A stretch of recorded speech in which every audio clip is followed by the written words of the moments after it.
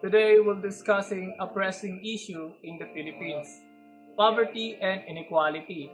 Many Filipinos families struggle to meet basic needs, but the government and institutions are working to address this through programs like 4Ps. Let's explore how this initiative promotes social justice. The 4Ps program.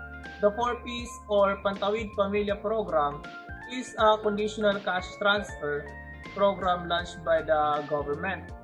Managed by the DSWD, it aims to reduce extreme poverty by investing in education, health, and nutrition of poor families. But how does it work? Goals of 4Ps. The 4Ps has several goals, breaking the cycle of poverty, ensuring children receive education and healthcare, empowering poor families, and promoting equal opportunities. By achieving this, the program hopes to uplift the lives of underprivileged. John Rawls' Theory of Justice. Philosopher John Rawls proposed justice as fairness, emphasizing equal treatment for all, especially the poor. This concept supports programs like 4Ps, aiming to uplift the least advantaged. Rawls' Bill of Ignorance encourages decision that benefits everyone regardless of status. Principle of justice according to Rawls. Rawls' principle includes equal liberty and the different principle, which allows inequality only if it benefits the least fortunate. The 4Ps reflects this principle by helping the poor and reducing social gaps, a step towards the fairer society. Basically, in conclusion, poverty and inequality challenge social justice. The 4Ps program, Rose Theory, promotes fairness and opportunity. True justice means lifting the poor and ensuring equal access to basic needs. As Rose said, a just society is one where no one is left behind. Good afternoon. Let's talk about intuitive equality of opportunity argument. First, challenge common ideas of fairness. The passage highlights that while equality of opportunity seems fair because it bases success on effort rather than background, Rawls shows that this view is incomplete.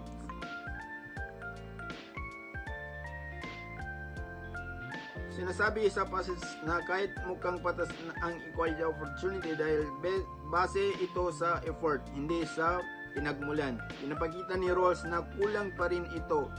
Ibig sabihin, hindi sapat na may equal opportunity lang. Kasi kahit pantay ang simula, may mga factors pa rin like talents or lack na labas sa control ng tao. Next is extend the idea of justice beyond social condition. Rawls broadens the idea of fairness by including not only social inequalities like class, race, or gender, but also natural inequalities like intelligence or physical ability. Sinasabi dito pinapalawak ni Rawls ang konsepto ng justice, hindi lang tungkol sa social inequalities, halimbawa class, race, gender, kundi pati natural inequalities tulad ng talino o lakas ng katawan. So para kay Rawls, dapat isaalang-alang din ang mga bagay na hindi pinili ng tao pero nakaka-apekto sa success nila. Next, introduce the difference principles. The passage emphasizes role difference principle which state that inequalities are only justifiable if they benefit are the less advantaged member of society. Ayon sa difference principle ni Rawls, okay lang ang inequalities kung nakakatulong ito sa mga nahihirapan o disadvantage sa lipunan. Halimbawa, kung mas mataas ang sahod ng doktor, pero dahil dito mas napapabuti ang healthcare ng lahat, lalo na ang mahihirap, then that inequality is justified. Next is reveals moral limits of the cert.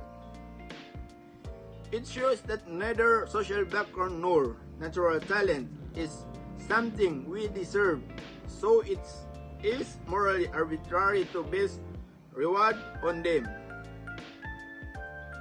Sabi ni Ross, hindi natin deserve ang ating social background o natural na talents. Kasi hindi naman natin yan pinili, kaya mali na pasayan ng rewards or success ang mga bagay na ito.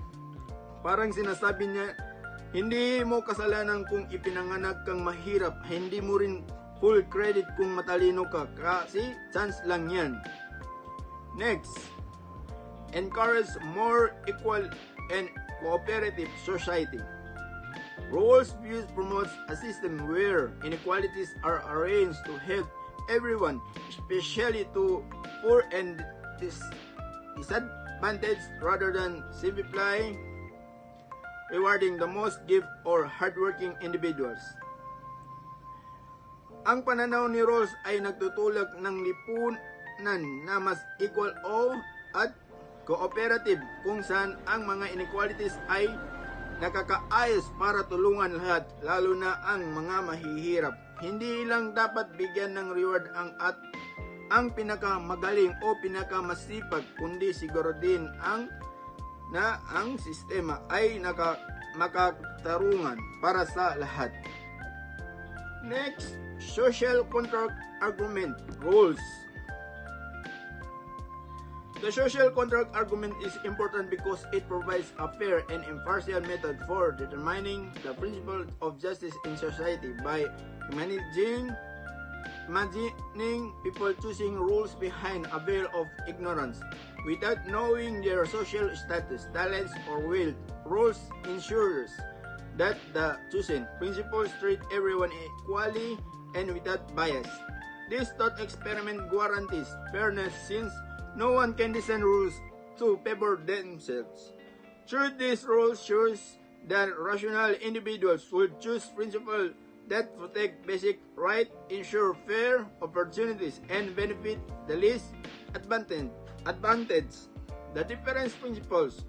The social contract argument also makes our moral institutions about fairness clearer and more precise, offering an objective and democratic foundation for justice that respect every person as free and equal. Ang social contract argument ni Rawls ay mahalaga kasi nagbibigay ito ng patas at walang kinikilingan paraan para malaman kung ano ang mga prinsipyo ng katarungan sa isang lipunan.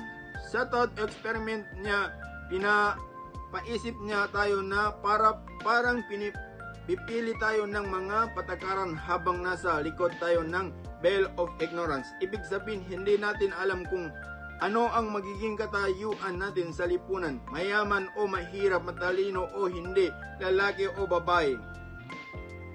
Dahil dito walang makakapili ng rules na pabor lang sa sarili nila, kaya siguradong magiging fair at equal ang mga prinsipyo na mapipili.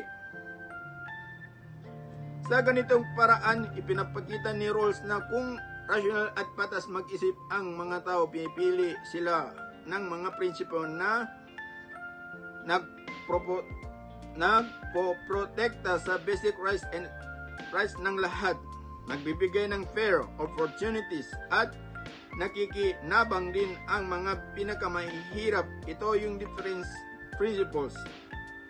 Sa huli, ginagawa ng social contract argument na mas malinaw at mas matibay ang moral na bantayan ang fairness.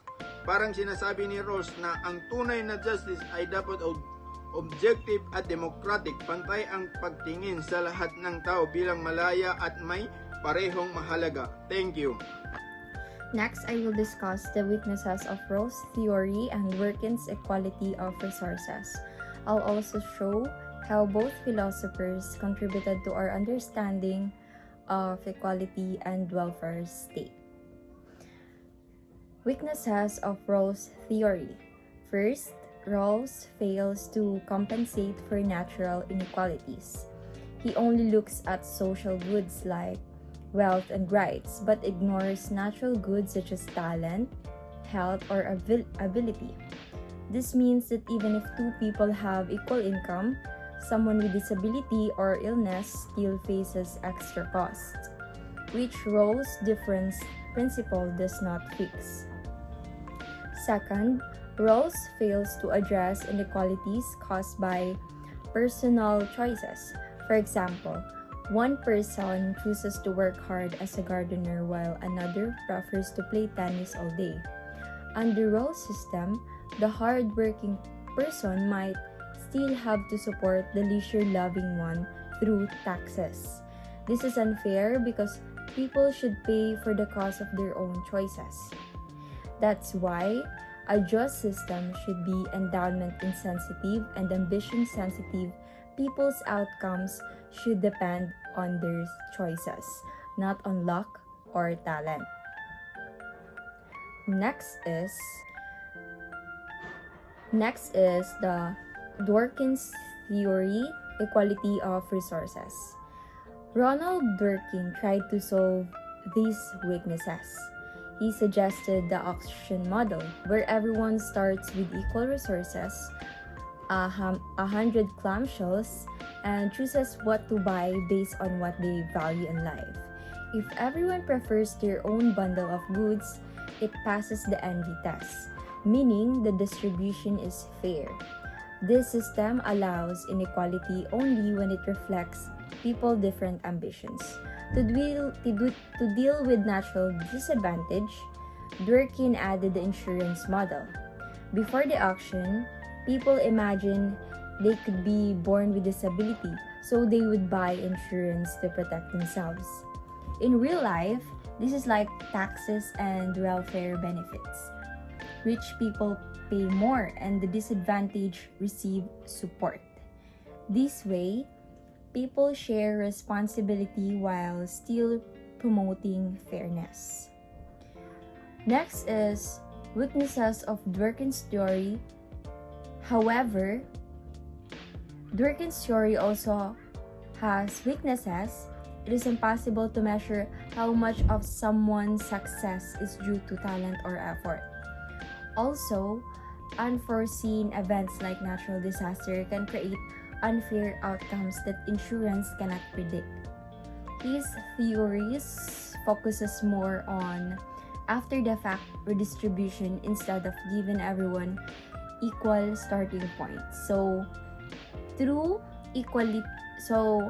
True equality requires both fair opportunities and fair outcomes. In conclusion, Rawls and Dworkin both provided strong philosophical support for the welfare state.